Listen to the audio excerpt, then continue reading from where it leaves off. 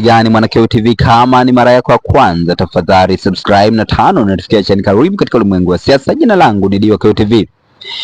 Kiongozi mkuu wa Iran Ayatollah Ali Khamenei anatarajiwa kuzikwa katika mji mtukufu wa Mashhad ulioko kaskazini mashariki mwa nchi hiyo ya Iran, huku tarehe rasmi ya mazishi ikiwa bado haijatangazwa.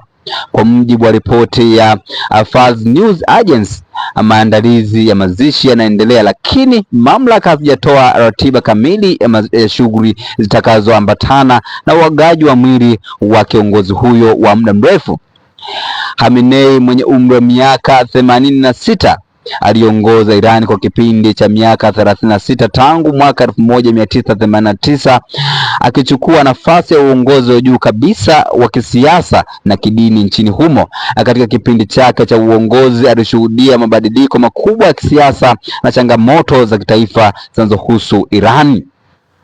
Una maoni gani kama Mwanakeo TV? Tafadhali shusha maoni yako katika sehemu ya comment section, lakini pia ningependa kuona una subscribe ili uwe mwanachama wetu wa Keo TV. Maoni yamekuwa ni mengi kwenye mtandao wa Twitter, na nukuu maoni kadhaa ambapo watu wametoa kulingana na taarifa za ratiba ya mazishi ya aliyekuwa kiongozi wa Iran ambaye ni Ali Khamenei. Wa kwanza anaitwa Rato, nasema huku kwetu kwa Mtogore akifa Muislamu ndani ya masaa 24 ni kufukiwa fasa. Tunaambiwa ni agizo la Mtume, mbona huko kwenye dini yao mambo ni tofauti? Lakini Didwanda anasema nasikia mtu akifa tu anazikwa hapo hapo. Lakini Patrick anasema mbona sisi Waislamu wa Buza huwa tunazika baada mapema tu, akifa saa 2 asubuhi, saa 4 shughuli inaisha.